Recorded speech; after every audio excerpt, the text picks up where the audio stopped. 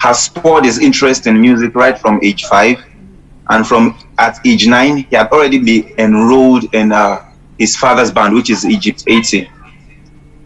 He came into the limelight in 2008 when he released his first musical album named Many Things.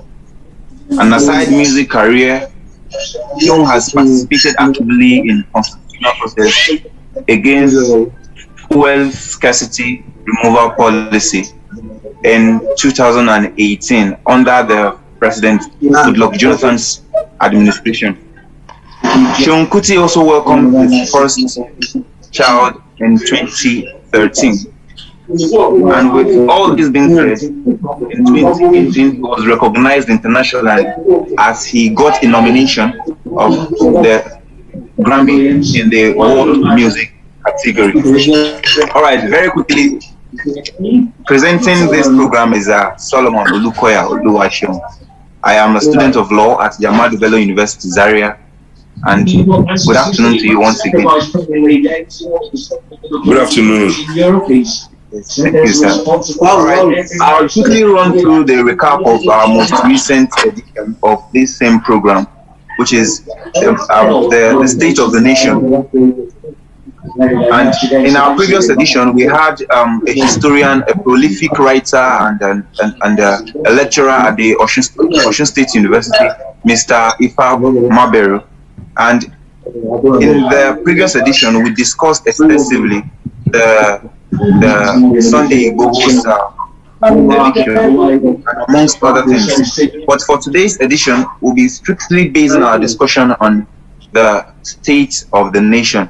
And here with me is Seun Kuti, just as I've earlier mentioned. He will be joining us he has joined us already for this exclusive interview. And we'll go straight to the point. And for this afternoon, my first question to you, Mr. Seun, is this. It's just Seun. all right. I beg to be corrected. All right. I hope I will not make that mistake again, Seun. Thank you. Oh, all right. Can you quickly run an appraisal of the current administration in Nigeria, considering or taking into close consideration the state of security and economic meltdown in the country? I mean, you don't have to tell me to take that into consideration. I was going to take it into consideration anyway. And also, I feel this is a rhetorical question because except I am Dangote or Tedola or Bola Tinubu or any member of the National Executive Council or a senator in Nigeria or some kind of public servant or a civil servant man that is level 14 and above making good money from the blood of our people, there's no way I'll come and sit down here and appraise this government with a positive result.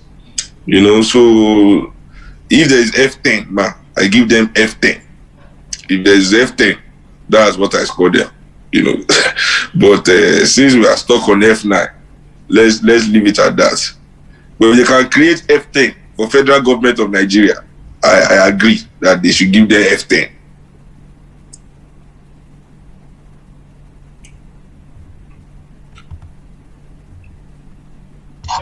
Right on, sir. Well,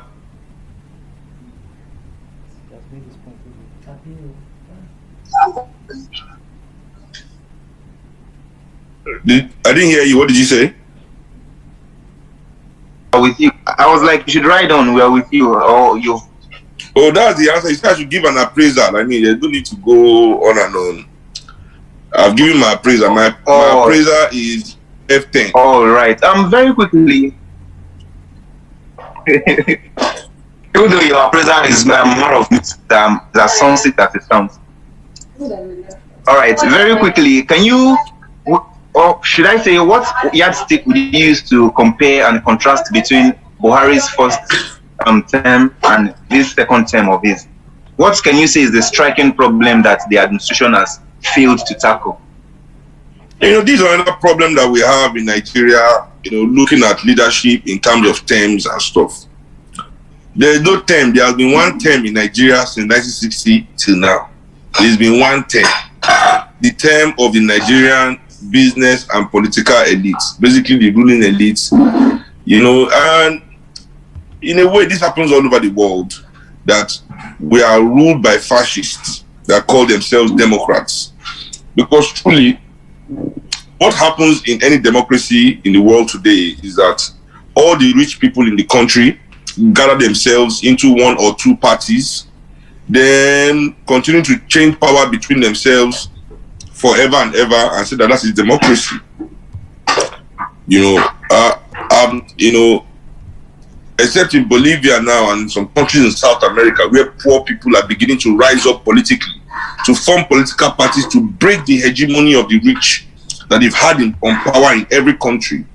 We will tend to be seeing things as, oh, his first time, his second. There's no such thing, my brother.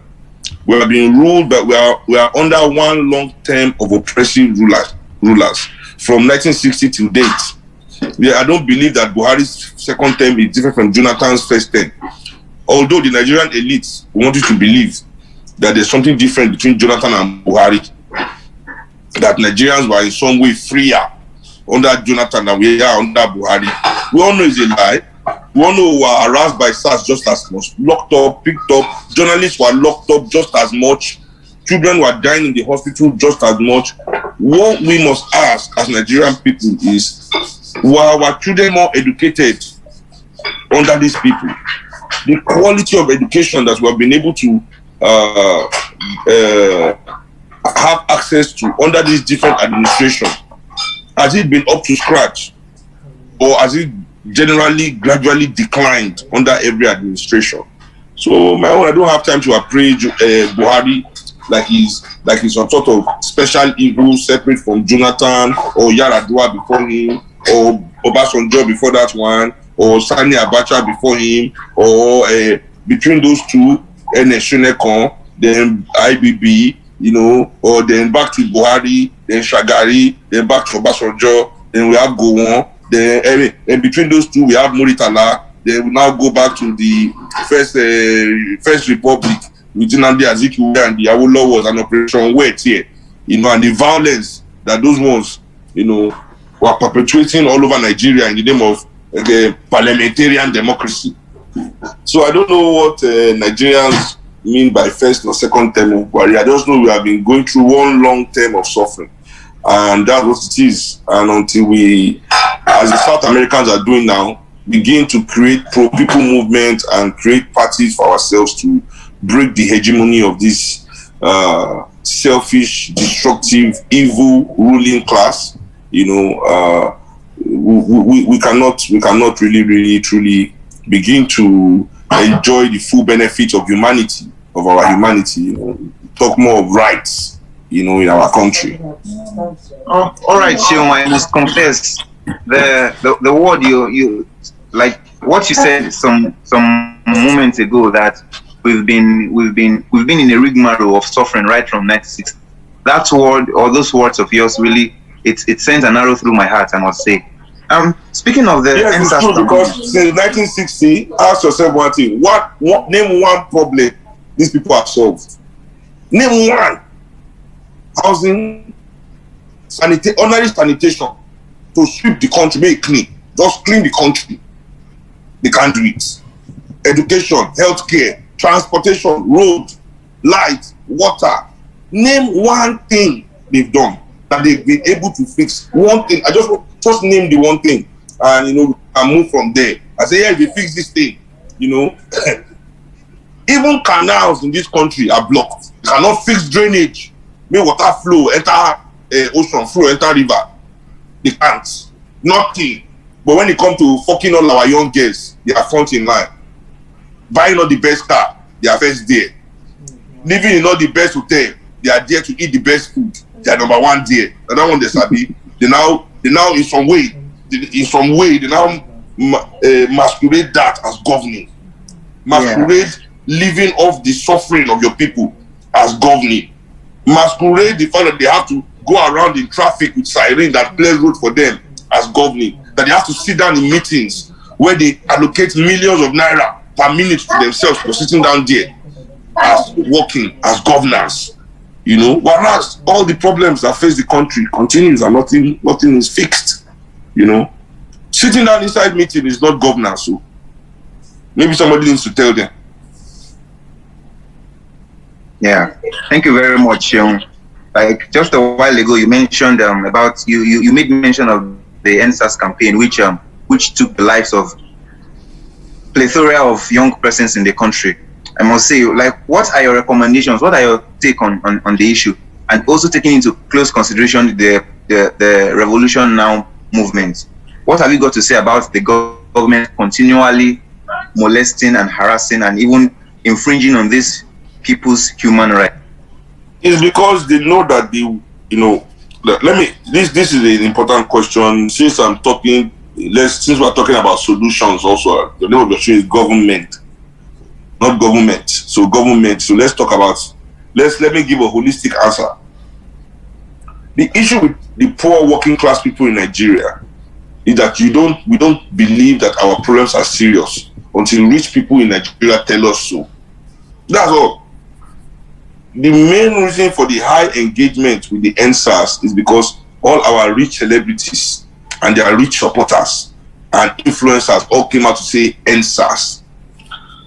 But if poor Nigerians can just look at themselves for 1 second from their own perspective, realize that these rich Nigerians don't engage any problem in this country except it concerns them.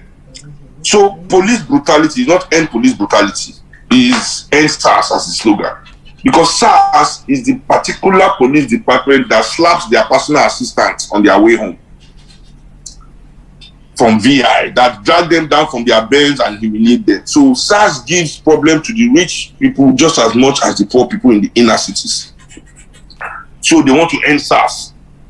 Just the way they don't engage with the problem that Nigeria doesn't have good education, since they have private education. They don't engage with the fact that we have bad health care, since they have private health care, and then the really rich among them can go abroad for international health care. So what is NSAS? Now that we are at this stage that young people are giving their lives, right, to make that point, is there still the same level of engagement? How many of the people that were shouting NSAS, NSAS, NSAS are going around now trying to move things forward, trying to organize people? You understand? So, for me, whether it's, Revolution Now and NSAS are not the same thing. Revolution Now is an organization that is trying to create, a mass movement of the poor and working class people of this country, for the complete overhaul. Whether you agree with the tactics or not is another discussion. NSAS is for a particular problem.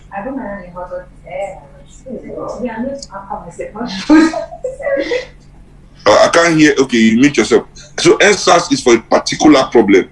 So I will not say it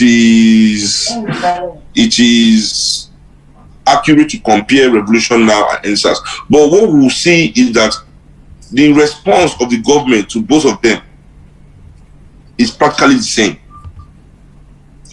It's a tyrannical response to both movements, And as I said, why would they have that response to both movements?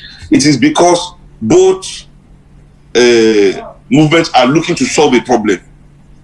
And our government is not in the business of solving problems. You understand? So even you that brings some idea to solve a problem, whether the idea is right or wrong, that you're even asking for an engagement towards a solution. As soon as the government of Nigeria can sense that engaging with you will lead them to work, they will shut you down. So that's why you can see their response. But I don't want Nigerians to confuse the NSAS movement and Revolution Now movement. You understand? But now, in lieu of both movements, Oh, sorry. Is there background noise here? Oh, sorry, but it's quiet here. I don't think there's noise here. In lieu of Sorry, I don't think that was directed at. oh, okay, I thought I said the noise is from Seun. I thought it was me. So in lieu of why we are not getting it right, I would say the problem is that we, the working class and poor people of Nigeria, we are not engaging the system enough from an organizational sense. Once they've done something to hurt us, we move with our emotions. If some influencers have joined, yes, get that first wave, boom, because it's exciting to go out and protest, to go out and show your frustration, your displeasure. But now, protest cannot really bring change in a tyrannical system, because tyranny simply means those at the top don't listen. So how can you be protesting to a group of people that don't care, that don't listen? You are wasting your time. So where the Nigerian government really begin to take note of what the people are doing and begin to feel its effects is as soon as we enter the organizational stage. Now, this is boring. Organizing is boring. Organizing is tedious. It's arduous task that basically, and is thankless, because the majority of people will not organize, right? But they would engage with the platform when it is organized. So more and more people that feel like they have something to do with Nigeria must start organizing movements and building political parties, because it is not enough to meet our oppressors on the streets. We must be willing to meet them at the polls. Abi, if we say this is a democracy, it is relevant that we do not deceive ourselves that the voice of the poor people of Nigeria is not heard in this democracy. That this is a democracy that only represents the interests of rich people in this country, or those aspiring to be rich. Now, I'm not saying it is a bad thing to aspire to be wealthy. It is a bad thing to aspire to be rich. But a country cannot be of individuals with only that aspiration. In fact, there's no country where majority of people will be rich. Not even in Switzerland. You understand? Majority of people just want to live a comfortable life. Majority of people want to live a safe life, to be able to achieve their full potential. The issue in this country is that you are not even allowed a comfortable life. Because, don't get me wrong, there are poor people in Europe, but poverty is the issue here. The situation where being poor dehumanizes a man. You know, the problem where being poor removes your humanity. Because you are poor, anybody can do anything they like to you. Because you are poor, your rights can be violated. Because you are poor, you are not entitled to shelter, to good food, to education. You are not entitled to enlightenment. You are not given access to the commonwealth of your nation. So this is the part of the societal narrative that is not included in the national discussion. You know, so even if you hear our governors talking, our ministers talking, our president, man, when he's talking, this aspect of society is not in discussion. The only aspect of society that is in the narrative are the grandiose dreams of our oppressor. How they want to build railroad to Niger, how they want to do this one to that one, and all these developments are for the benefit of their business. The roads are dangerous now, so they need rail to carry their goods to Niger and bring other things back from Niger.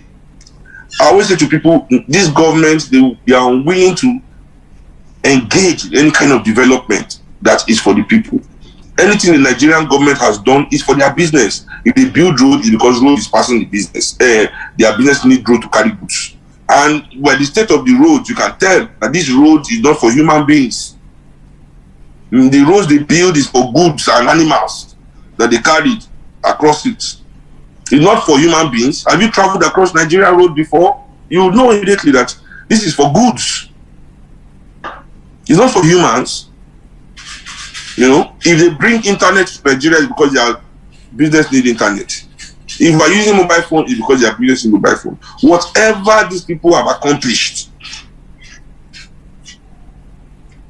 whatever road they build is to take you to their to office to work for them. Whatever thing they do, if it's not for profit, it is for their business. There's no development, human development, and this is what nation building truly is. And that's why Nigerian people are so divided. They talk about ethnicity. No, the reason why Nigeria is divided is because we've not developed the nation. It is in the process of developing the nation that Nigerians will get to know one another, that will mix, that will know what's going on among ourselves. But since this process has never been embarked upon, a process of true nation building, there's no way Nigerians will not be divided, especially when we are living in scarcity. Scarcity and means plenty.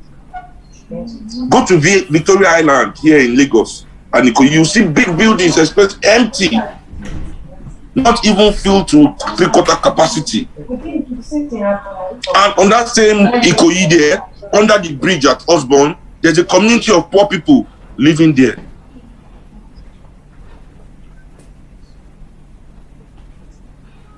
So how long can Nigeria continue like that? I mean, so for me, when people ask me questions about protest groups and movements, it is not really about that. It's about what are we doing to fix what it is in front of it? How well are we organizing ourselves after the protest?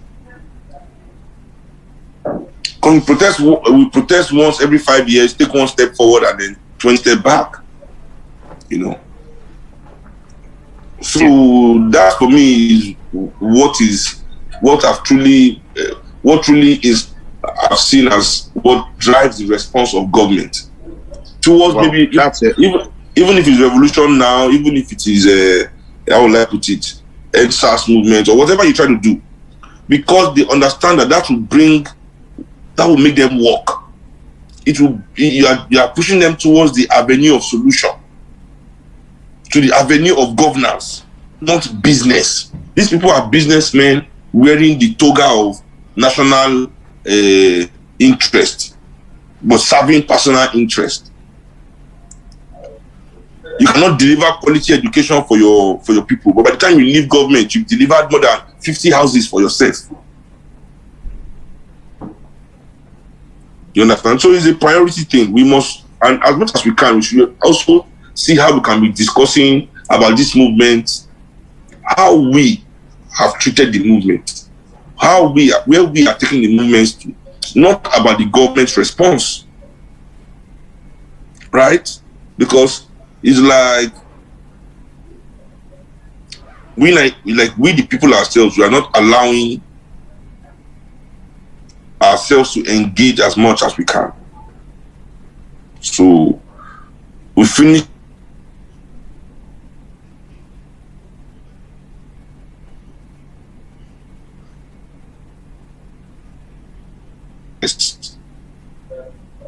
that's what matters. We should not think about what these oppressors are going to do anymore.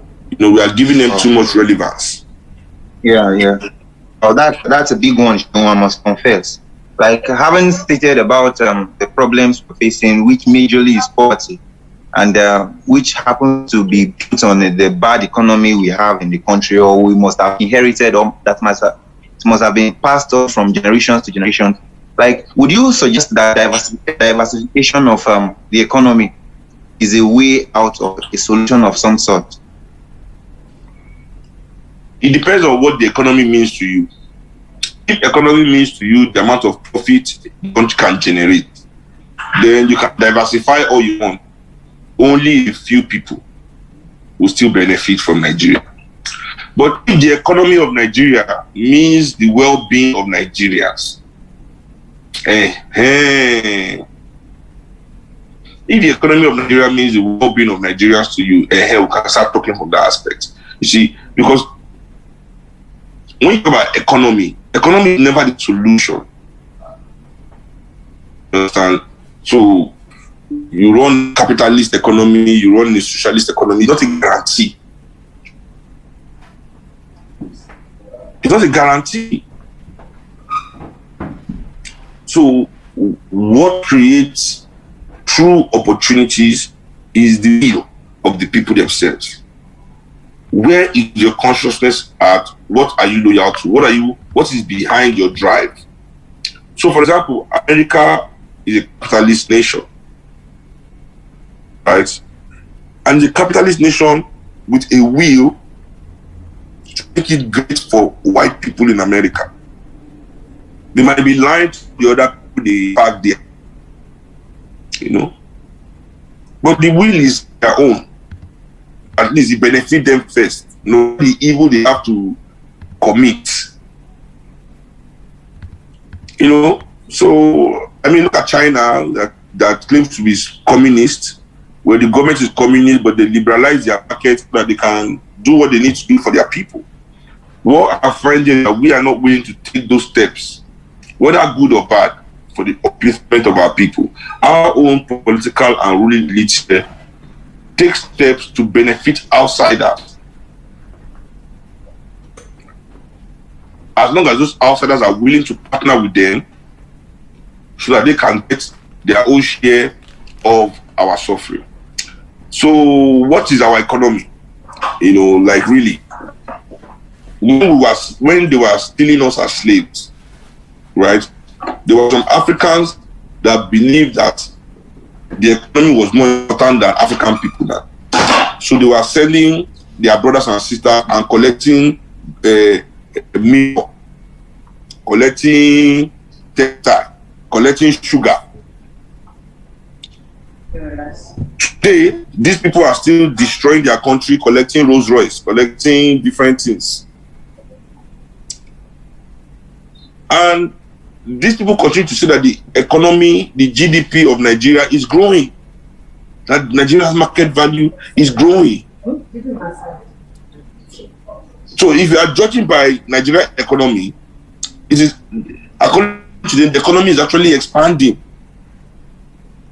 But we know then that if the economy is expanding, then definitely we, the people, are not seeing that expansion. It is not translating to better lives for Nigerian people.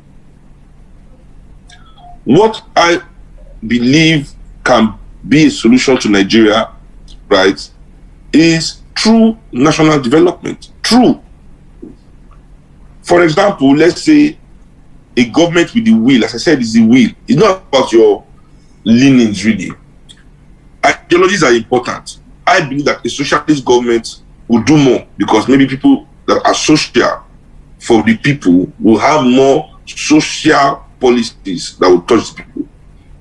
But even if it's a capitalist government, with the will to fix healthcare in Nigeria. So imagine what that would mean. Say you want to fix healthcare in Nigeria. Imagine the amount of hospitals you have to build, the amount of doctors you have to train, the amount of nurses you have to train, the amount of emergency staff you have to train, the amount of ambulance drivers you have to train, the people that will train those ambulance drivers, then the paramedics, the people that will train the paramedics. There are 774 local governments in Nigeria. They all have to have emergency call centers where people call to say, oh, I've fallen down, I've broken my back, and whatever. You know, this alone will create millions of jobs. You know, this alone will create millions of jobs for the people. But the problem is that to do this thing right, you look at like the NHS in England, no one person can be making money, benefiting, profiting. You understand? It is for the nation. So nobody wants to embark on that. Everybody wants to let us believe that we have to all become entrepreneurs.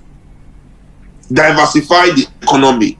Let everybody be an entrepreneur. You start the business. But entrepreneurship does not develop a nation.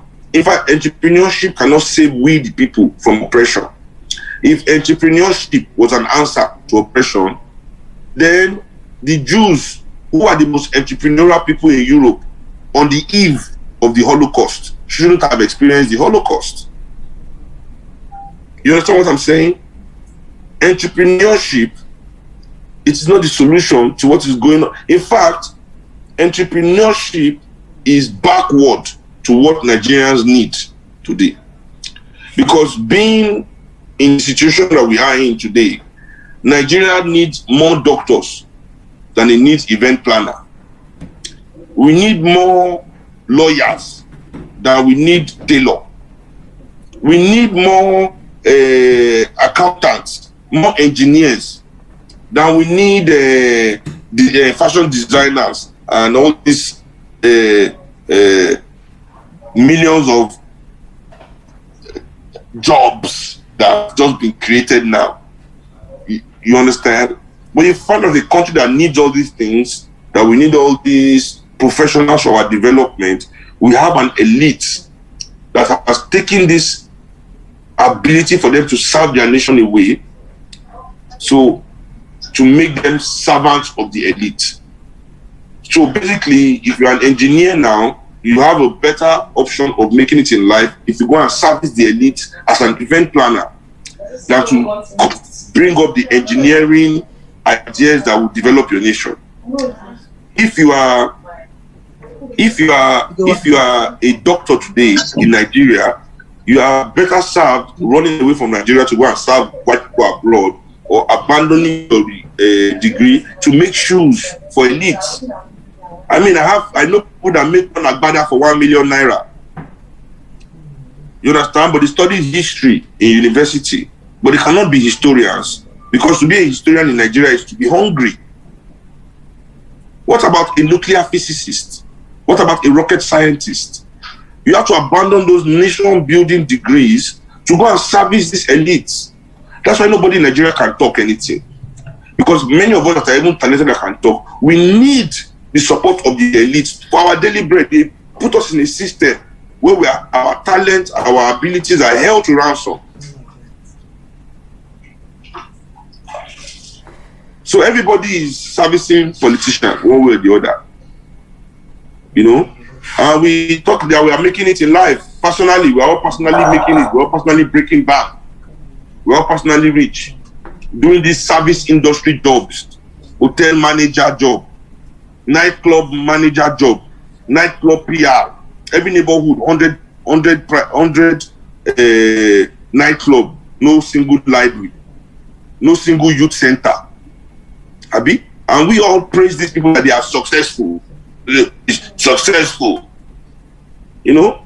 Do you know how many people have abandoned accounting degrees to become cooks and chefs for parties, so that the rich people can eat and they can make some money for themselves and abandon their degrees? But we all have to do that now. That's not the Nigeria that we have chosen to be in. So I mean, the solution to Nigeria's problem for me is not the diversification of the economy, because the economy is already diversified.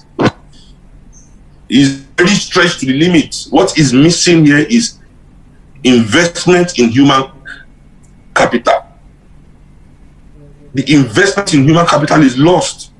Our investment in the people in this country for us to be able to utilize our ancestral giving gifts. Those things that are our commonwealth. Why is there banditry all over Nigeria? Why is there violence? It's because many people are becoming rich in the forest. They are taking our commonwealth, you talk about only oil, they're taking our gold, taking our iron, taking our tin, taking our columbite. All these numerous minerals that are in the ground in Nigeria, unregulated. These politicians have been stealing it for years. They are fighting among themselves. That's what is going on there, for control of these minerals that nobody talks about. So we are here. People are going to the university 4 years, coming out with physicist degrees and riding Okada.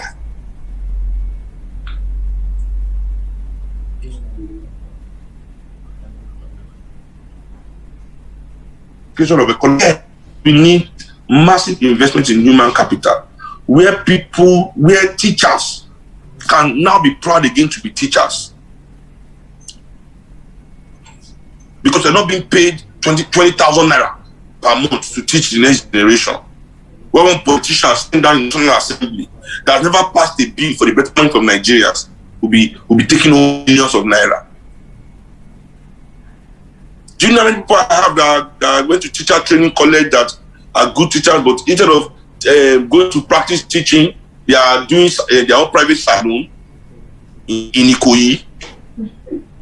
I'm telling you, after going to England to study, go to teacher training college in England, coming back to Nigeria, they end up opening salon for the rich people in Ikoyi to come and make their hair.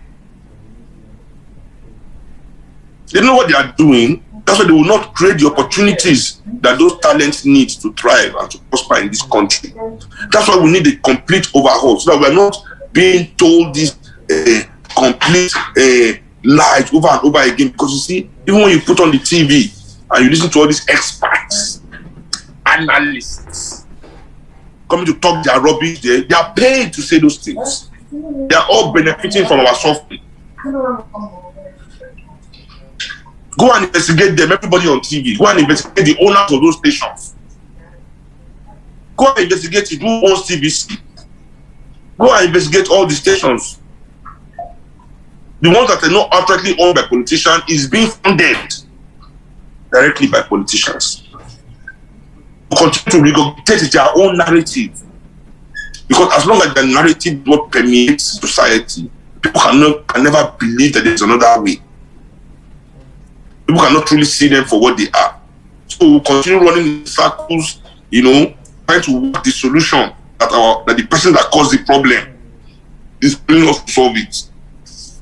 You understand? So what I believe, what I'm saying is the solution to Nigeria's problem, Nigerian people have to organize. We have to independently organize a way. In fact, the way we have to organize has to be in such a way that our current ruling elite can see that they are becoming obscure, can see that we the people are putting them in relative obscurity. We have to be organizing in such a way that no matter what they're doing, we will reduce those them. We focus on our goals of removing them from power. So that we the people can decide how the commonwealth of this country can evenly and equitably distributed. For me, that is where the solution lies. Not in diversification of any economy. What? It's just like talking about romance. Somebody like romance. Romance. How can you be more romantic than a rich man? The moment you buy into romance, you have immediately put the richest man, in the community as the most eligible bachelor. That's why these people always like this romance nonsense. Because they know that as long as girls and women, African women, believe in romance, the richest of Africans have their pick of the best women. Can you be more romantic than Dangote? Can you put a girl's name on the side of a yacht with fireworks and roses on the sea? Taking her all the way from... You can't do all those things. That's the way, no matter how they diversify economy, we the people can never benefit from such policy, because those that have accumulated wealth, those that have accumulated capital, will be able to invest in the most profitable and lucrative of those ventures, leaving scraps as usual. Look at what they did in agriculture. For example, when they say they diversify economy, who are the players in the agricultural industry? Are they allowing the small farmers to thrive? It is these same people that own the biggest farms. Atiku, Obasanjo, Buhari. Yes, they are the biggest farmers around. Dangote. That's why we cannot afford the food. This is the question nobody is asking. Okay, now we bank on oil. We can't afford oil. We diversify to agriculture. We can't afford food.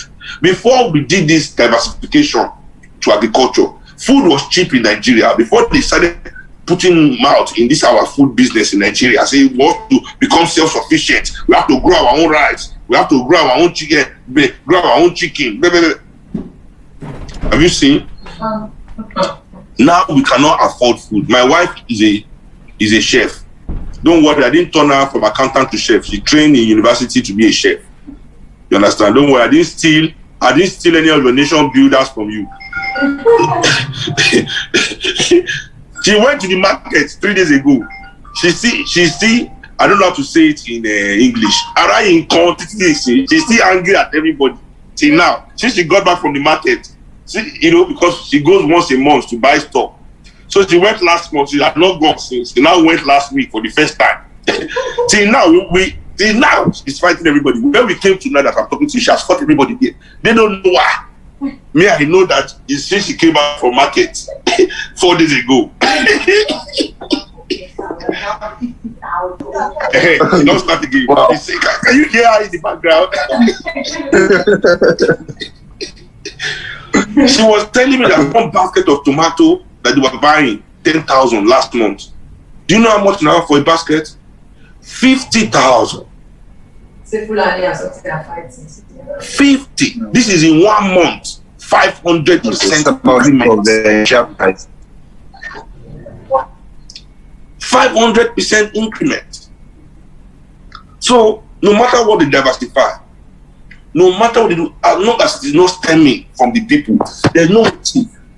I know many people think that we are being too harsh, we are being too pessimistic, we are not giving them a chance. But honestly speaking, we all know the truth. It's not as if I'm trying to say something that is not the truth. At the end of it, bottom of, inside our heart, we know that these people don't care. We don't know that. So for me, the solution doesn't lie in the diversification of Nigerian economy. The more they diversify it, the more they diversify suffering. The more suffering. Nothing will change because it is not done for the people. It is done for their own personal and selfish interest. Yeah. Wow, that's I must confess, it's not just educative and insightful. I must say that this talk with you has been an eye-opener. Thank you very much, Seun. And very quickly, I would like to sum up by asking this. What do you think the role of the youth is in organizing this dream futures of, like, how do we paint this future, this dream Nigeria we all conceive in our thoughts? Well, that one is quite easy. I think, young people, we bring the energy and we bring the methodology. You see, energy is something that cannot be purchased. You grow old, you lose energy. You don't understand? There's no bomb Buhari where to follow me enter range. Ain't a soldier before. Me, I never be soldier before for my life. But if you enter ring now, you go collect. Dance for like 5 minutes. Speak about tire, that's all. Once the tire, I start swinging. Knockout. So the youth bring energy. The youth bring, they bring the technology, the methodology, the new age ideas. It is impossible in this modern day and age for old people to think that things are the way it used to be. Experience is important, but young people bring dynamism, which with technology in today's world, the world technology has allowed dynamism to become in today's world. You can't quantify it yet. You understand? So this is one of the strengths of young people. But what is not honest is that because we have lying elders, because we have thieving elders, we have elders that don't respect themselves, we have lazy elders who don't want to do work. Because you see, in Africa, why we respect our elders is because our elders work. Our elders work more in Africa, so we children must respect them. They earn the respect by the work they do in the community, not because they are old. This is another mistake they've sold to us, that you expect anybody older than you. Is a lie. That's why Yoruba, we have Agbaya. Agbaya, no, they collect respect. Nobody send now. No matter age, if you like maybe 500 years, is the Agbaya of community. Respect among African people is earned. It is not given. From the smallest child, I'm a fair share, they'll be making mockery of you. If you are a fool, African people will make fun of you. But now, these our lying, thieving, useless elders want us to believe that just because they are old, we must respect them. Now, what is the new sinister thing they are doing? They are saying that the youth of Nigeria are the problem of Nigeria. That because the youth of Nigeria are not working hard, that's why Nigeria is not developing. That the youth must take power. You see these evil people? You see these wicked people? I ask a question. I say, show me a country that young people have built. Show me a nation built by young people. It doesn't exist. A nation is built by the cooperation between the new generation and the old generation. The new generation will bring the energy, will bring the ability. The old generation bring the experience, they bring the know-how. And bringing these two things together is how a nation is forged. The youth are not the solution. The youth are a reflection of society. If you want to know how your society is moving forward, backward, upside down, your society is full of mad leaders. If you want to know the kind of leadership you have, where your country is going to, you look at your youth, because youth reflect society. You see, no matter how youth say that they are angry, they don't send anybody. You can start with this one. They don't send anybody. They don't. I know they send it. The youth might not respect anybody in his house or be influenced by anybody in his house. But the youth is definitely influenced by an elder outside or an elder on TV. You understand? Every young person in this world is influenced by an older person. Whether that old person is there for your house or not, they're still elder for society. So when our youth are misbehaving like this and doing all these things, like, it is because we are behaving like our elders. So that is why Nigerian youth, when I talk to them, also, it is difficult for us Nigerian youth. You see, because we are not loved. If you go to Western countries, you see where they start training their young people, mentoring their young people, preparing their young people to take mantle of leadership in the next generation in that country. You see them investing massively in youth centers, youth development, youth training. You understand what I'm saying? You see them creating the platforms that will inspire their young people to greatness. When you see people like Elon Musk at Tesla talking about we are going to Mars, why do you think he's saying that? You think it's because he wants to go to Mars? It's because he's trying to get young people to start thinking about creating a technology that will be able to take people to Mars. Engaging them. When you see companies like Microsoft, Apple, when you see these companies pushing the envelope, what do you think is happening? These companies over there are pushing the envelope because they are creating platforms to inspire young people. Now come to Nigeria. Where are those investments? Imagine if you are a young computer programmer with idea of making the best telephone or laptop in the world. Where is the electronic giant owned by any of our billionaires to make that dream come true for you? So that your mind, instead of creating that laptop, will be on a already created laptop, doing something else with it, possibly criminal. Because criminality is a sign of high intelligence. If you are poor and you are hungry and you commit crime, forget what these people are saying. You are wicked. It's because you are intelligent. You know that there's some way to stop this your hunger and you engage with it. The criminal is that one that has everything but is still stealing. That is the criminal. Ask our politicians why you have $1 billion and still be stealing. What? Sorry, they don't bomb me for year.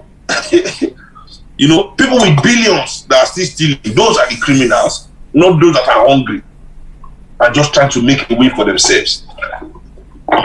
You understand what I'm saying? So these people don't really care about young people in this country.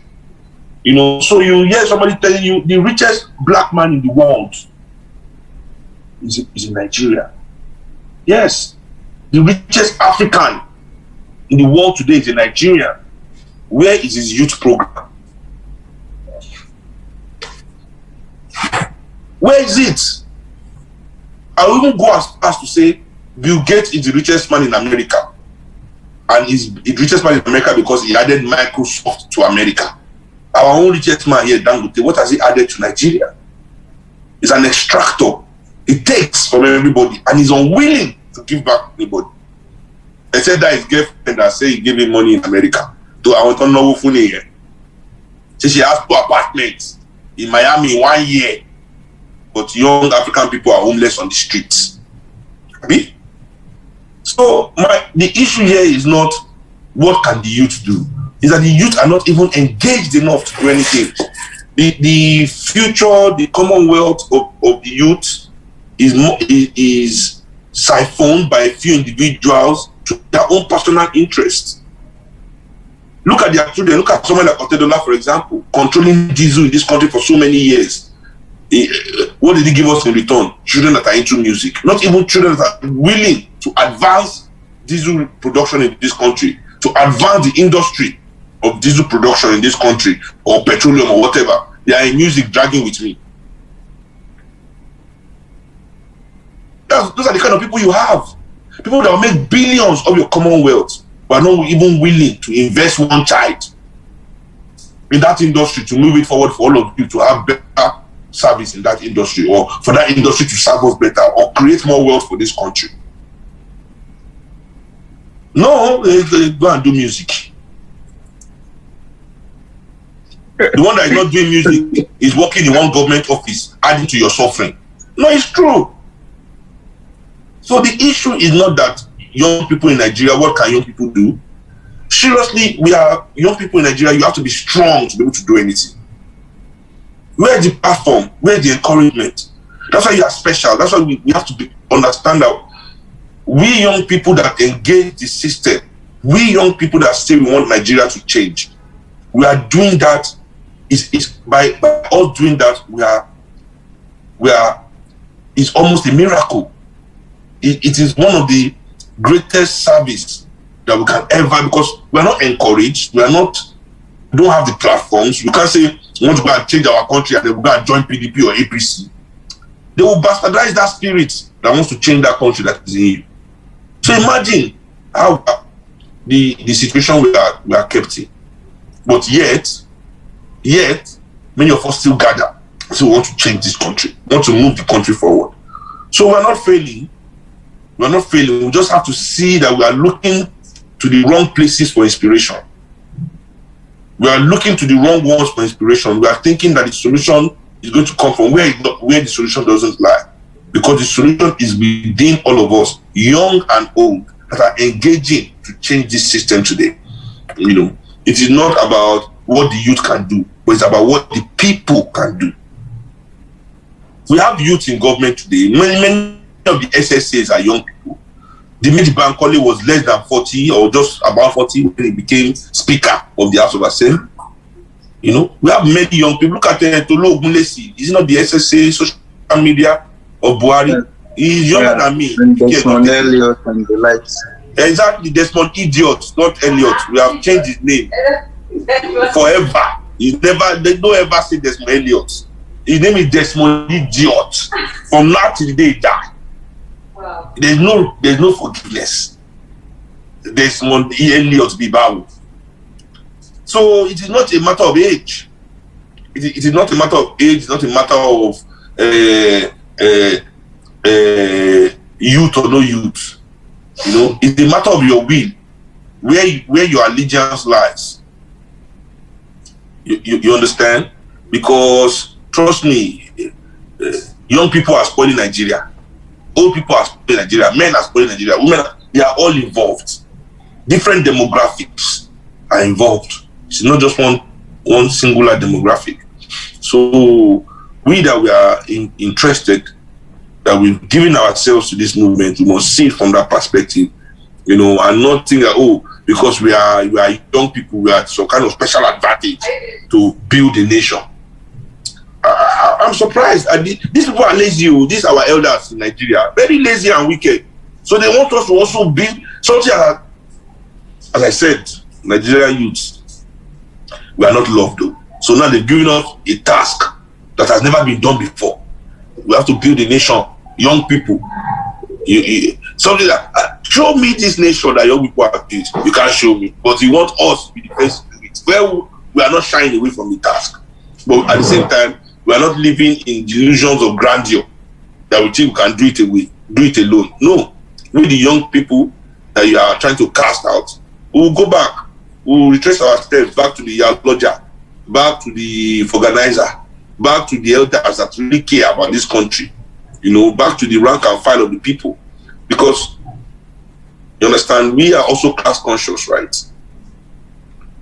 We understand that we, the poor and working people of this country, are separate from the elites of this country. And it is those things that unite us as poor and working class. You understand? That we want to reclaim our humanity. We are tired of being in banks just to launder money for the rich. You understand? We are tired of working in construction just to demolish the homes of the poor and build those of the rich. We want to build homes for poor people too. We want to house our nation. You know, we are tired of being doctors that can only treat the rich people or practice well when we are in rich hospitals because public hospitals no longer have medicine or the equipment we need to practice well. You know, we want to be doctors that will save the lives of the poor as well as the rich. These are the decisions we have to make individually as people that are part of the struggle for the development of this country. This is out of the hands of our oppressors. You know, and it is in those areas where we can take things away from our oppressors, where it is not in their hands rather, that we must fight the hardest. You know, those things that we have control over, that's where we must put our front line. You know, we must not drag the front line to the things that the oppressors control. No, I mean, we're going to lose. So we must now begin to align with the people.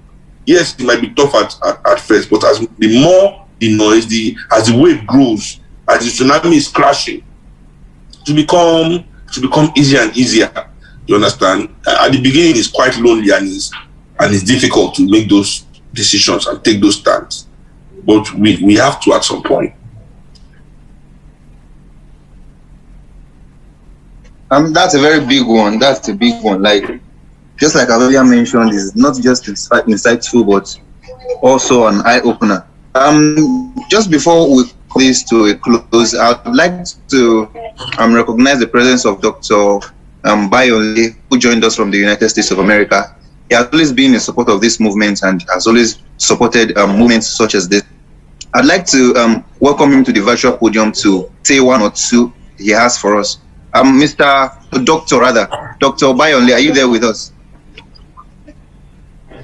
Yes, I'm here with Dr. you. Dr. Bayo, you don't run us. You don't run us. Oh gosh, you're one of our doctors in the abroad. Dr. Bayo, you see, Dr. Bayo, no, go to Loops. Go to Loops. They did here. Thank you so much. I mean, it's a very powerful. It's a very big shoe stepping after everything Seun Kuti just said. He has really just highlighted the problem. Like, you can hear it better. I wish this session is actually recorded for everybody so that you can blast it later and people will actually listen to it. This is tough. Don't let me shock. I'm sure probably people like Seun probably knows, but I graduated with about 150 people in my class, and probably 120 people are between UK, US, Germany, Australia right now. So you have about maybe 20 left. The residency program is collapsing. So there's nobody training, because why do I want to stay in Nigeria when US and UK will open hands. Did you hear about I think about 60 people or 60 doctors who were leaving the country during COVID or something? They are looking for your professionals, and our politicians, they are laughing at us. It's a better, once they see somebody that is doing well, look at that young lady, young girl, 15-year-old that just won the math competition. In the next couple of years, she's gone. So there's literally a filter, right, that filters your professionals. And believe me, nobody wants to come back. It's sweeter here, and they will make it sweet for you here. Do you understand? If you're a professional, you're coming here. So what we have remaining in the country are people who want to leave, who are trying to leave, and people who probably cannot leave. And the elites understand that mindset, and that's why the Minister of probably employment and everything will go back to his community and start buying wheelbarrow and cutlass for his people, empowering them and doing the same. That's the Minister of what's it called? Can you imagine buying? You now say that is their culture.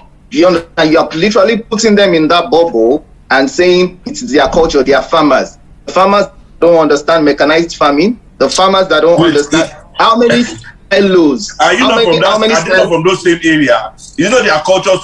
Why are they not practicing it? Nowadays their culture. Do you understand? It is daylight slavery, and I must tell you, there's one silo. I think around my area in Ibadan or something. How many food reserve do we have that if there's famine today, if there's climate or something change, and we can store tomato for the next 10 years or something? Have we even thought about, if you come to US, maize is all season, agbado is all season. Do you understand? If you want, there's nothing you want to get here that you cannot get, because they have thought about a way. Meanwhile, they are one of the biggest importers of crude oil. But go to Texas, they have so many, but they are still imports, because if anything happens there, you see, they plan. They don't think about today what we can eat. Do you understand? They think about finding how to better our environment. They think about their name. They think about how to leave a good legacy. Do you understand? But Nigeria now chop. Let me finish everything right now. Let me chop for my generations down the line. So, like I said, yes, he has said so many things. But what I want to actually highlight is the organization parts that he has talked about, and that's why someone like me, and I'm sure a lot of people are stepping in right now to actually start putting organization. Your health minister once said, your former health minister, he said, not everybody can be doctor, can train. Some people should go and do fashion designing on national TV. You understand? And he went back to his office.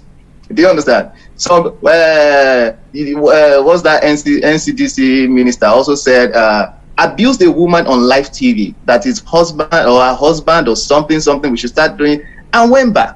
So one thing I have issues with, that they are actually affecting the mindset of young people. Young people now think they can do something, they can say something and get away with it. There's really no mentorship at that level. So, and when there's no mentorship, anything goes. Do you understand? And survival is important.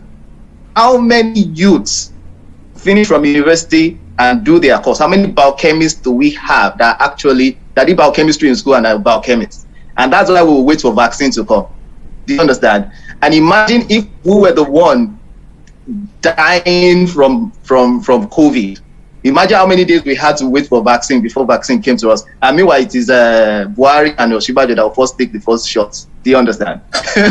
you get that kind of mind, that kind of mindset. You are killing every sector of this country, and they won't die. Do you understand? Unfortunately, they are passing the bat over to people like Desmond's idiots that Seun said. Exactly. Oh, but you're a better doctor.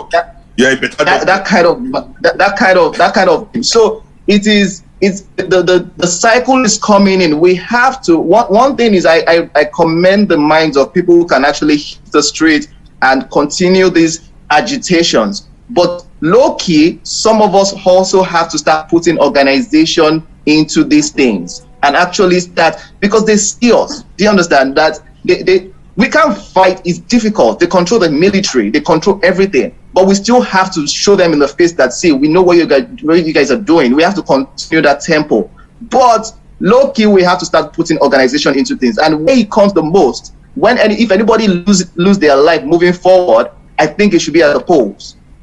Hold that poll and say, see, another 4 years of my life will not go to waste because of you. And say, this one, our vote must count. And let me tell you, let us start thinking about it hot first. APC, PDP are never the options for us. APC will breed the same cycle of people. It's a system, and PDP is a system that will use their mechanism to build the same cycle of people that they, and when they come power, the mechanism that builds them, even that's why I sat down and thought about it. How will somebody who is a son or a lawyer or doctor or something be hold power and not do anything, and really still not do anything? But they came in on the edges of these mechanisms that actually, have you ever probed campaign funding? That's where the secret will come out. All these people don't have money to actually do all this campaign. So if Jagaban comes down and give you 1 billion and say, do run this campaign, how will you become governor and not listen to him? The one that did not listen to him, we saw what happened. Do you understand? So if we're looking at next year, 2023, we'll see Atiku, PDP, somebody APC, and we won't have a choice. We'll say we don't have a choice. Do you understand? That's what we will say. We don't have a choice. Ask a 10-year-old boy. We know all these problems already. How many of you? Let's do a poll now. How many of you actually once you are doing the job you actually want to you went to school to do? And we'll now say we don't have a choice. So as much as we are continuing this tempo on the streets, on putting it on social media, we need to start organizing. And I won't look to celebrities to actually do this for us. They are also hungry. I have spoken to a couple of them. I have seen that they are not sure of their breakfast tomorrow. So because they are not sure, they actually dance to the tones of these politicians and the elites that Seun has talked about. Let us not, people like Mr. Macaroni or something, he's new. He still like has his energy pumping. Let's wait. If we don't keep that tempo in him, for instance, you will see that in the next 2 years, it's just like, you know what, I can't die. You see, and that's the thing. And people will start infiltrating him. So let us have a way of organizing ourselves. That's why I started my foundation. If you want to know about it more, I don't want to like do adverts here because it's not what it's for. But we have to low key start organizing ourselves. Start doing the STEM, the what we actually went to school to do, and also at the polls, hold ourselves and say, see, this one, 4 years is not a joke. 4 years is not a joke to say that it's just another 4 years. Let us live in. But unfortunately, you see, they have actually just captured the mindset of youth and made it look like they don't have a choice.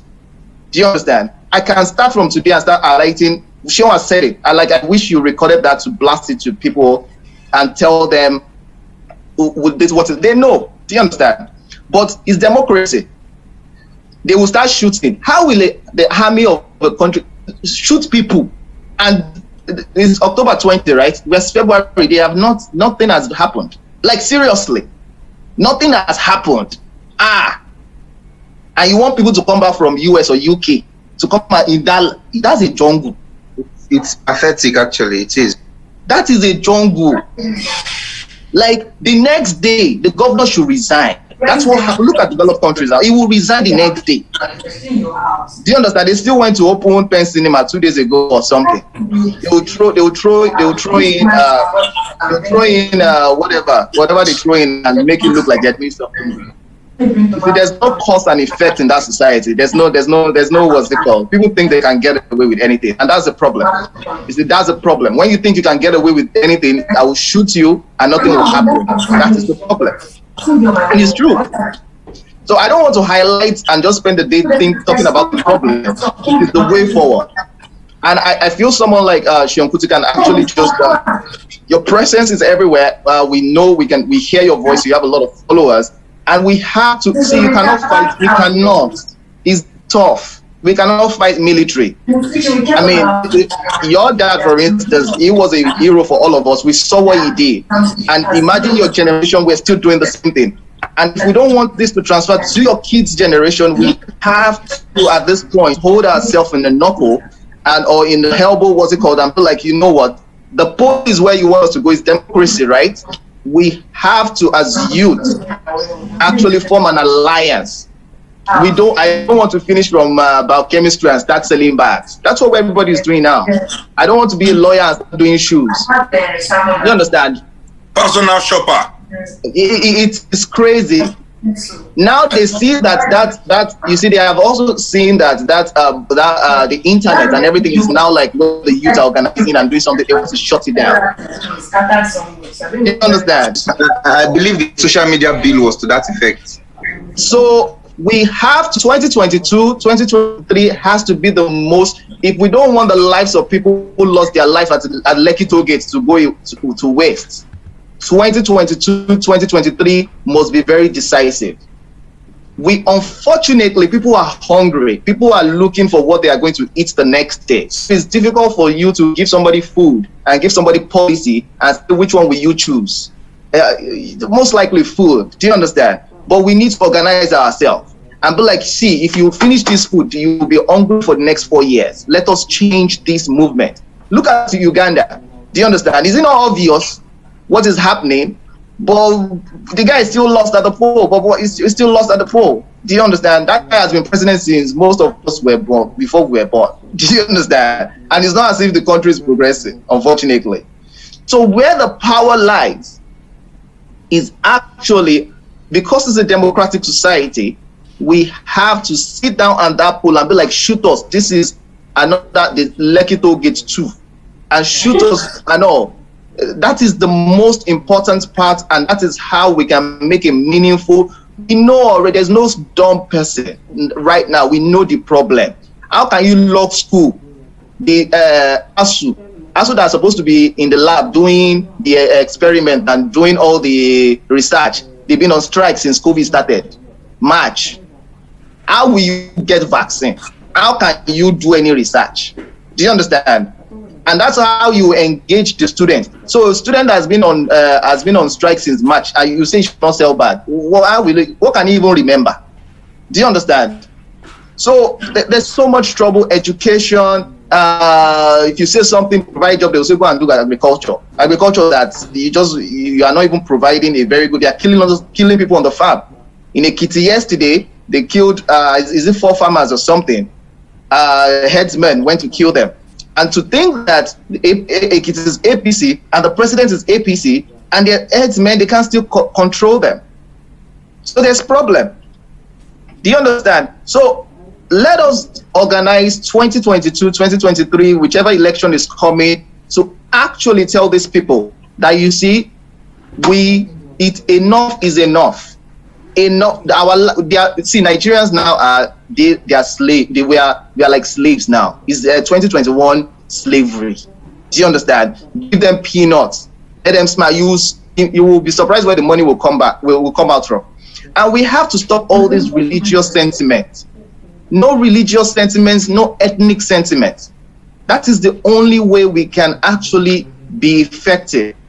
And we have to understand the importance of all the levels of government, from local government, from the ward, to local government, to state government, to president, to senate, to house of rep. None of them is useless. Everywhere we have to be represented one and put an eye there.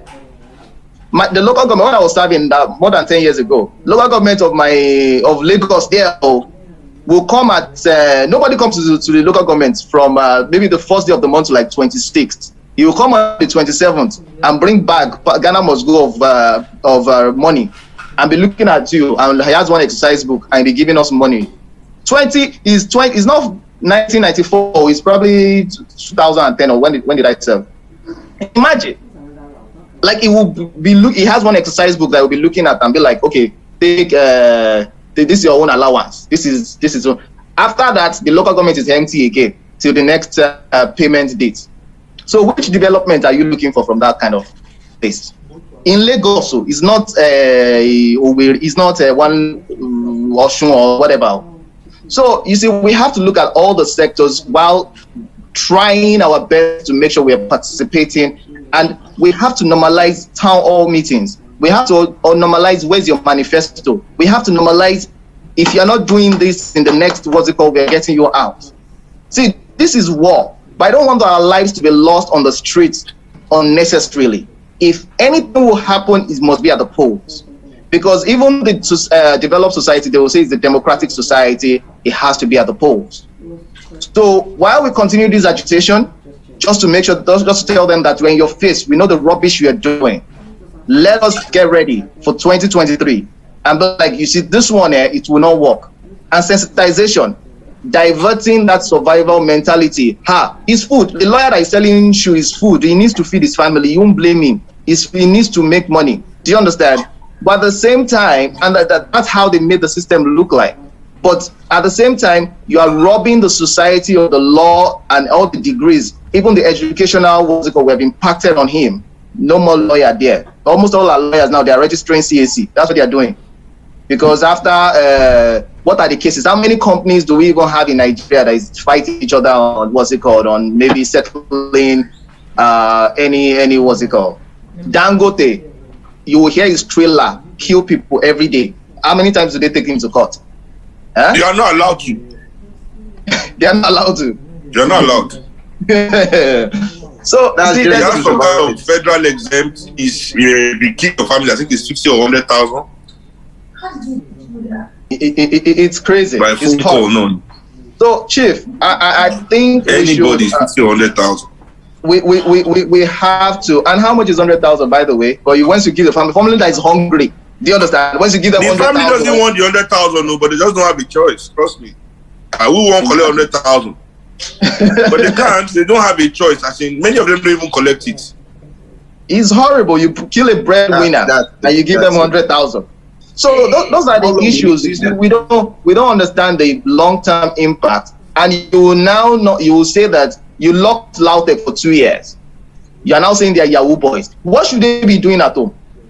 I don't support crime, but you are creating a what's it called, an ecosystem of conducive environment for crime. Environment for things. Do you understand? You don't have an alternative for youth with all our powers, all our zeal. When you are in your late 20s, your 30s, your 40s, you have all this energy bulging every time. You can break the internet, you can do so many things. Now you are at home.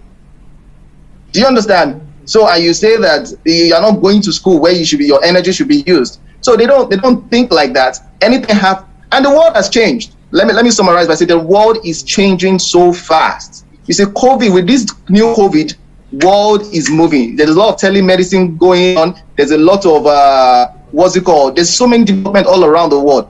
But in a country where the governor will actually come out and say there's COVID does not exist, that is not taking the vaccine. Do you understand? How can he implement things that will make his society or his state progress?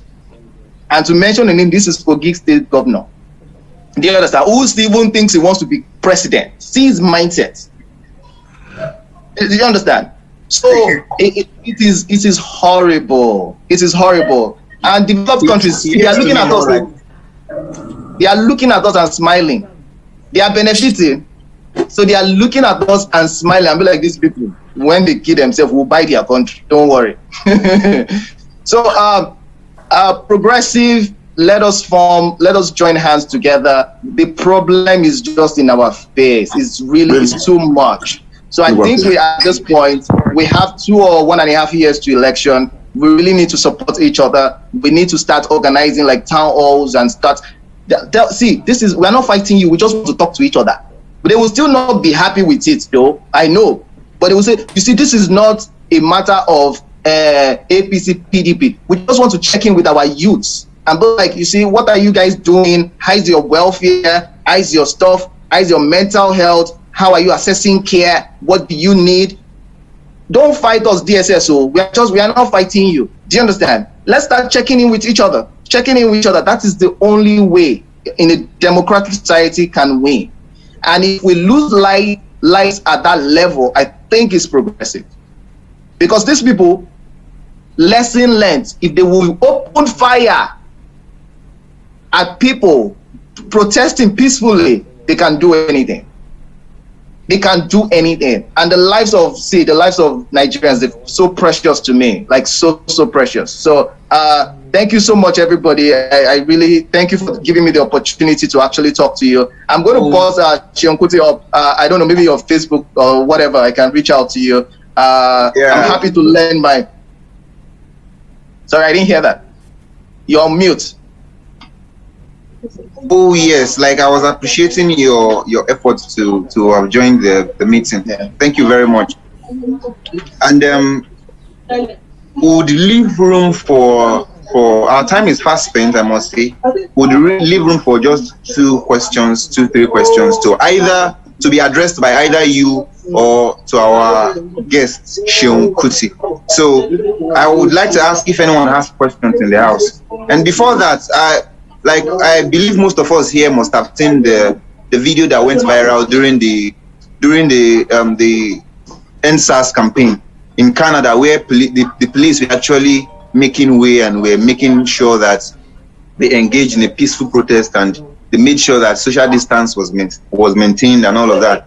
Like then and there, I was just wishing and hope that one day Nigeria will be this advanced that the police will have to make sure they are on the side of the people, not on the side of tyrants in place of government. So very quickly, let's attend to 2 or 3 questions from any of our audience. Anyone?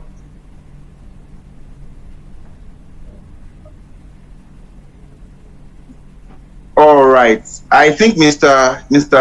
Oyetunde Shei has a question directed at Seun Kuti. And according in his words, he says, do you believe in election organized by these thieves in power, or do we go the recommended way of Showore's revolution? Sir Seun Kuti, what have you got to say about that? I didn't hear the question. Sorry, please repeat. Okay, I'll take it again. In his words, he says, do you believe that election can be organized by these thieves in power, or we go the recommended way of Showore's revolution? The way we should go is the way of organization. Like in essence, what he's trying to say in his question is, do you think these thieves, these tyrants in power? All right. Understand? I'm saying even if it's by ballot or by bullets, people must still be organized. We cannot fight a disorganized revolution. Now, what is most important is that we also cannot fight revolution on behalf of the people. Revolution is only with the people. You understand me? There's no way to do revolution on behalf of people. We have to do our revolution with the people. So if it's going to be by revolution, we still need to organize the people. The people need to be carried along. The people need to know. The people need to the people need to understand. So whether it's ballots, whether it's bullets, the process is the same. We have to organize the people. The process is the same. There's no shortcut to it, you know. So that for me is what is most necessary in our way to engage with the system in general, you know.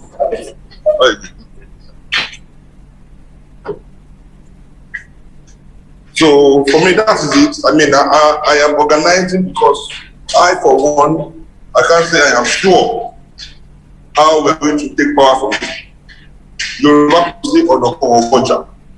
But what I want to be is I want to be prepared. I want to be prepared. I want to be prepared if we are going to have to do it by the ballots. I want to be prepared if we're going to have to do it through revolution.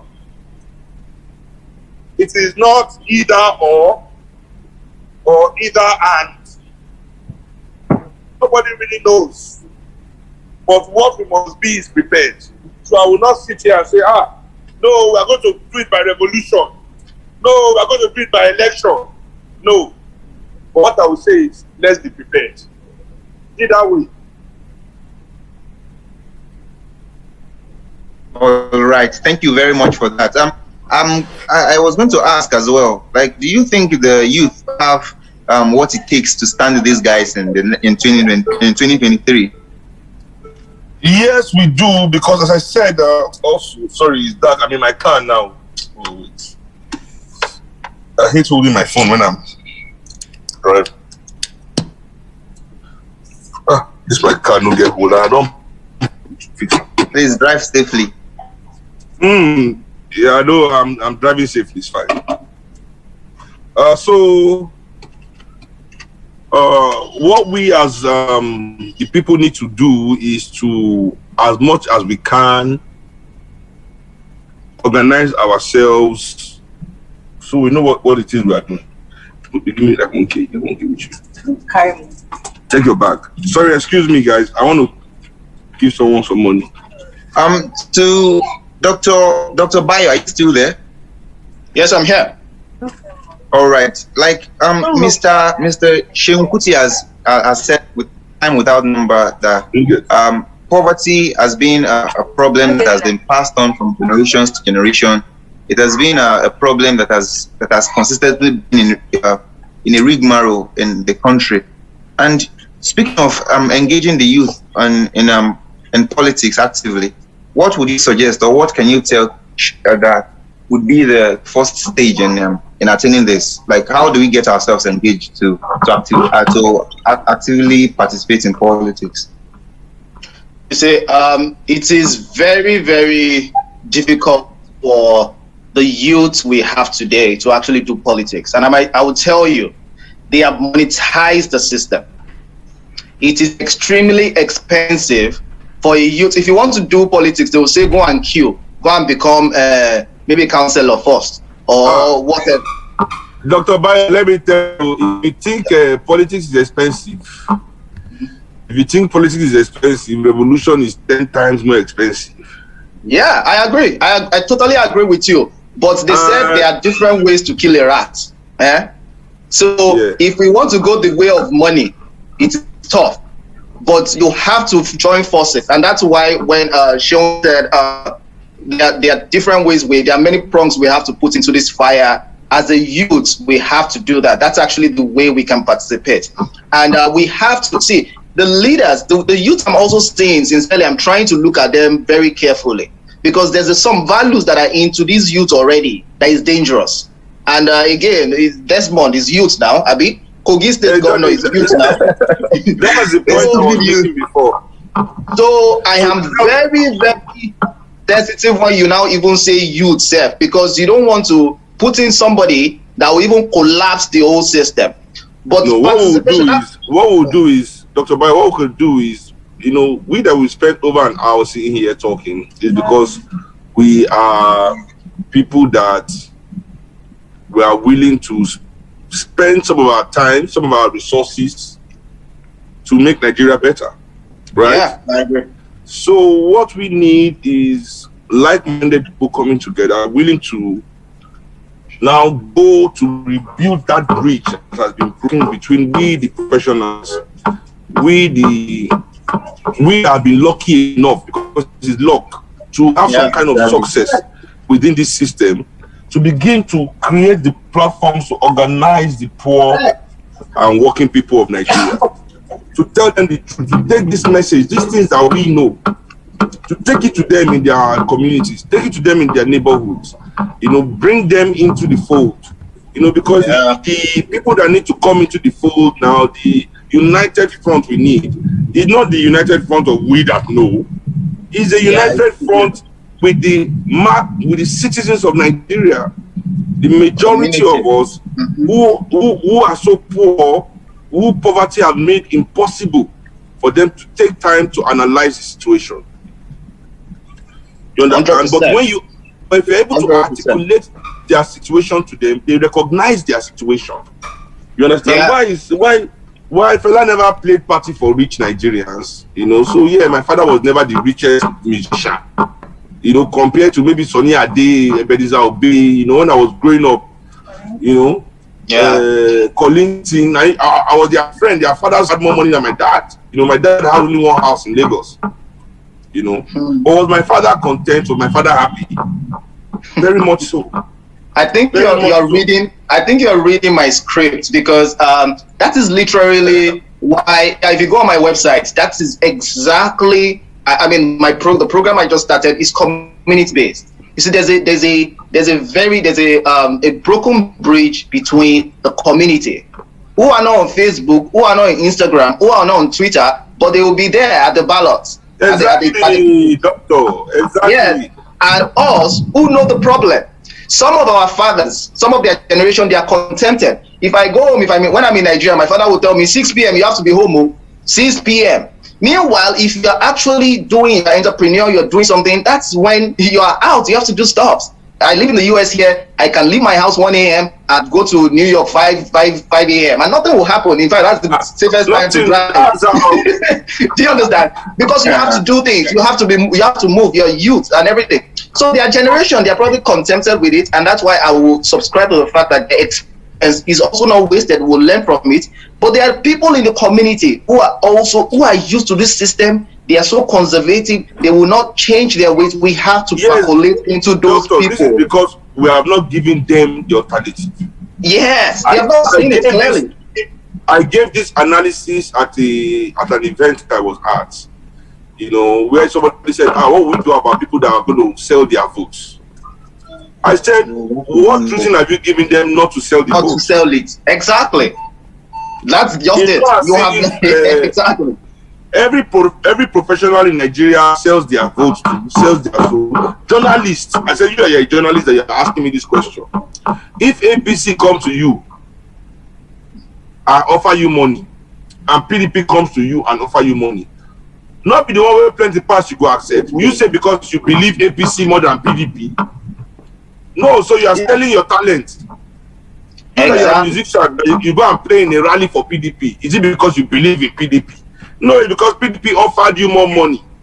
So why shouldn't a common man on the streets do the same? But if we create a platform, a third party like the one we are working on now called the Movement of the People, we are now engaging with INEC to make it into a party. There are other people also doing. I'm not going to say mine is the best or whatever. But people need to have these alternatives. People need to see these alternatives for them, And I believe that if Nigerian people see these alternatives, trust me, they will take that money from APC and PDP and still vote. Exactly. We have to normalize these phenomenon of we're voting. See, where is your manifesto? What are you going to do in the first 100 days, in the first 1 year? Do you understand? Somebody who is hungry cannot see that. They need money. They are sick. People still die of malaria. Malaria is the highest killer in Nigeria. Imagine, and they are not. Look at our PhD. Do you understand? Look at everything. So it is difficult, and as a human being, I understand that difficulty in somebody actually coming to you with money, and you not going for that money and say, see, I want somebody that will make my life and the life of my children better. But we are also not engaging them. We're not engaging them. Exactly. Once you leave Lagos, you are entering Ibadan small. That's the end of the elite community. There are people who are actually the ones. There are people at Ogbere in Ibadan. There are people in there are so many people that they are not even on these platforms. But we need to go to, you understand, and start engaging and start forming small groups with them and talking to them that this is why your life is like this. This is what it should look like. But you see, these people, they have made it like this so that they can gain from you. You see, that is the best way, and that is how a youth can actually do anything in this country, because you will not be able to beat them at polls with money, but you can beat them with the mindset of people engaging and talking. Yes, I'm talking and be like, see, this is how life should be. This is how health should be. Your children should be able to do this. As a old person or senior citizen in America during COVID, they have time that they will shop because they know they are at risk of this COVID infection. So they give them time, 7 to 9 a.m. You guys should first go and shop. They give them what's it called, healthcare, Medicaid, and and the Medicare, because you know they are and they have worked for the system for so long. So they are senior citizens. They enter plane, bus, or anything first. So that is what you are missing. That is how it should be. So we need somebody to actually go be telling them all those things. See, they are buying you. The people already even know these things. So let me tell you about that. The people are already ready. We are the ones letting the people down. We, the so-called educated that we know that we are this, that. Yeah, the people are ready. The people already burned down Seun's mother's house. The people burned down every goddamn shit in Lagos. The people are ready. Yeah. Why didn't Seun's mother stay in front of our house and start sharing money for everybody to go back? Why did Bola Tinubu run away from Lagos? Why didn't he stand in front of his house in Bodilo and start sharing money? Yeah. Because he knew if he did not run away that night, they are coming to bomb Bodilo. The people burned they chased the Obas of his palace. The $2 million, now we don't know it's $2 million they took from me. The people liberated their money from his pocket by themselves. Is it all our palliatives they were hiding? All the palliatives that they were hiding, what happened? The people took everything back. Because the people are ready. We just need to create the platform because these people cannot create the platform for themselves. Yeah, I totally understand. Yeah, because of the reasons that we are giving here, things are tough. For them to survive alone, you understand, it's not easy. So we need to understand that aspect and in solidarity, not create the platform because we want to lord our ideas over them and say, hey, you have to succumb to us. No, but a true partnership.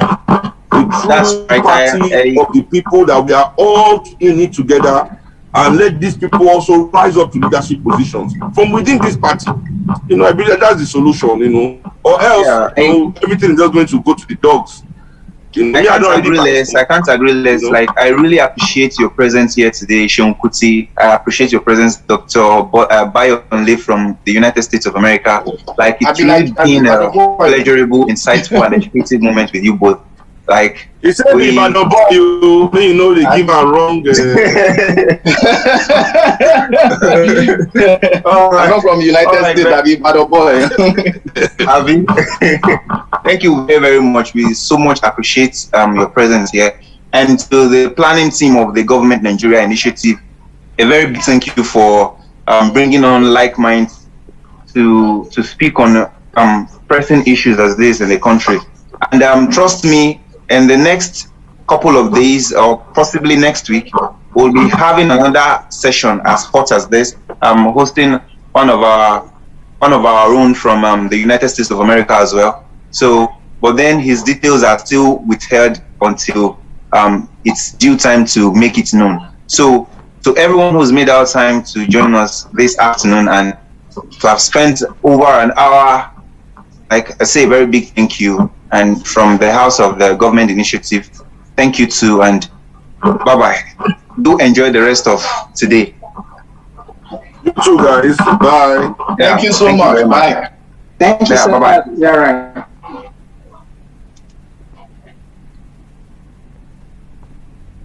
right.